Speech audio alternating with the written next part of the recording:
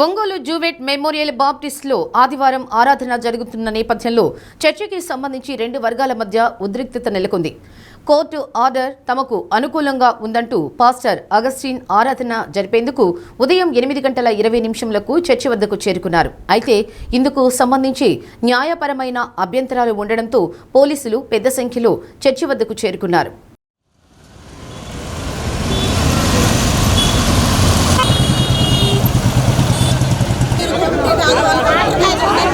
Pastor Augustine ఆరాధన చేసేందుకు చర్చిలోకి వెళ్లేందుకు ప్రయత్నించగా పోలీసులు అడ్డుకున్నారు.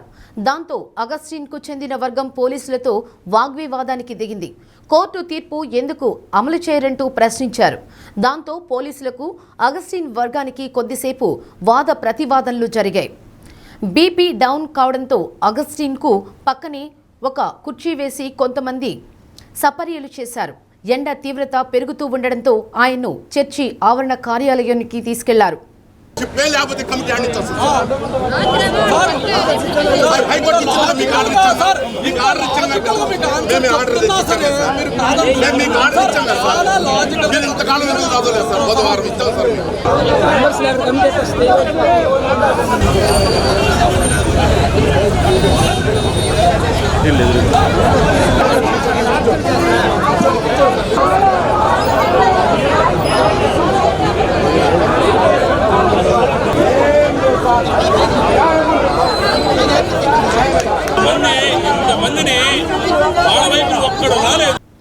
ఇదిలా ఉండగా పాస్టర్ జాన్ కెనడీ తమకు కేటాయించిన స్థలంలో ఆరాధన చేసేందుకు సిద్ధమయ్యారు.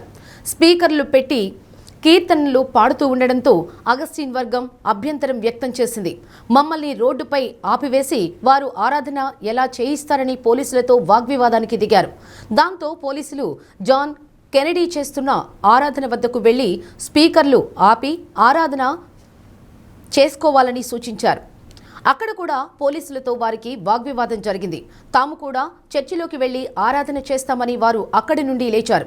దాంతో పోలీసులు చర్చి ప్రధాన ద్వారం వద్ద పెద్ద సంఖ్యలో ఉండి జాన్ కెనడీ వర్గం చర్చిలోకి వెళ్లకుండా ఆపారు. ఇదిలా ఉండగా చర్చిలో ఉన్న అగస్టిన్ వర్గం స్పీకర్లు పెట్టకుండా చిన్నగా కీర్తనలు పాడుకోవాలని చెప్పడంతో అక్కడ పరిస్థితి కొద్దిమేర శాంతించారు. ఏది ఏమైనప్పటికీ ఉదయం 11 గంటలు దాటినప్పటికీ జేఎంబీ చర్చి ఆవరణలో ఉద్రిక్తత కొనసాగుతూనే ఉంది. విషయం తెలుసుకున్న జిల్లా రెవెన్యూ అధికారి చిన్న ఓబులేసు జేఎంబీ చర్చి వద్దకు చేరుకున్నారు. అక్కడ విధుల్లో ఉన్న ఒంగోలు డీఎస్పీ రాయపాటి శ్రీనివాసరావుతో పరిస్థితిని అడిగి తెలుసుకున్నారు. ఎలాంటి ఉద్రిక్తతకు దారితీయకుండా శాంతియుతంగా ఉండేలా చూడాలని డిఆర్ఓ డీఎస్పీకి సూచించారు.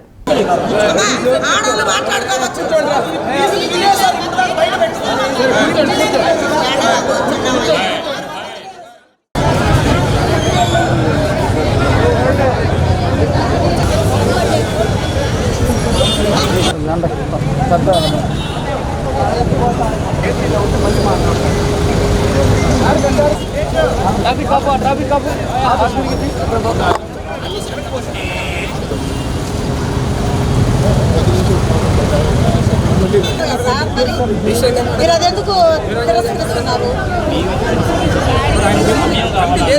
సమయం ఎందుకు సార్? ఆర్డర్ వచ్చింది కదా, ఎందుకు సమయము? ఆర్డర్ వచ్చింది కదా, మీరున్నారు కదా సార్, చేపించండి సార్. 10 నిమిషాలు చేయండి సార్. మరి వాళ్ళే అందికిస్తే మీరేం చేస్తారు? సపోర్ట్ సపోర్ట్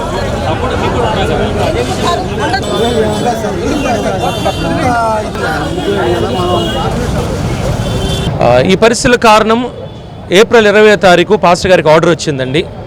ఆర్డర్ వచ్చిన వెంటనే మేము పోలీస్ వారిని, డిఎస్పీ గారిని, సిఐ గారిని, మరి అధికారులందరినీ కూడా కలవడం జరిగింది. వాళ్ళందరూ ఆ రోజు మాకేం చెప్పారంటే, మీకు ఖచ్చితంగా క్లియర్ ఆర్డర్స్ ఉన్నాయి, మీరు ఎందుకు భయపడుతున్నారు, మీరు హాయిగా ఆరాధన చేసుకోవచ్చు ఆదివారం అన్నారు. ఆ రీతిగా మాకు మంగళవారం నుంచి శనివారం దాకా మమ్మల్ని ఆ రీతిగానే చెప్పారు.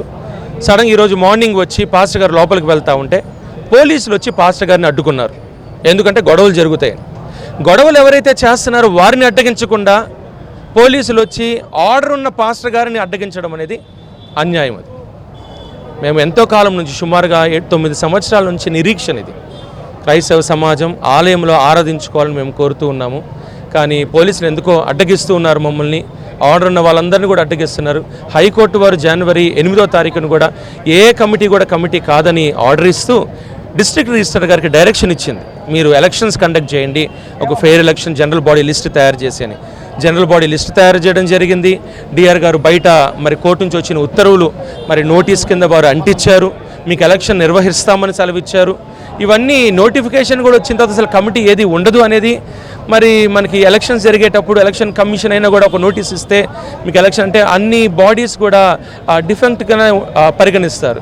కానీ వాళ్ళ అవతల వర్గం ఒక వర్గం చెప్పిన మాటలను పరిగణలోకి తీసుకొని జడ్జి గారు ఇచ్చిన తీర్పును కూడా లెక్క చేయకుండా మరి పోలీస్ యంత్రాంగం ఈరోజు ఉదయం మరి పాస్టర్ గారు లోపలికి వస్తామంటే పాస్టర్ గారిని అడ్డగించి వారిని లోపలికి రానియకుండా ఈ ప్రయత్నాలన్నీ కూడా చేస్తున్నారు. ఉదయం కూడా మాకు పోలీసు వారు సిఐ గారు మీకేం పర్లేదు సార్, మీకేం ఇబ్బంది లేదు, మీరు ఆరాధన జరుపుకోవచ్చు, వాటి నిమిత్తమే డిఎస్పీ గారు మాట్లాడతారు పాస్టర్ గారు తను కూడా నాకు ఫోన్ చేసి చెప్పారు.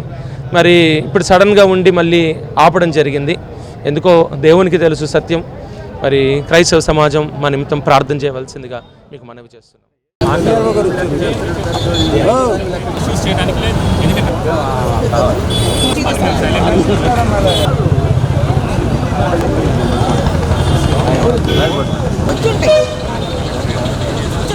రాకుండా ఉండదు.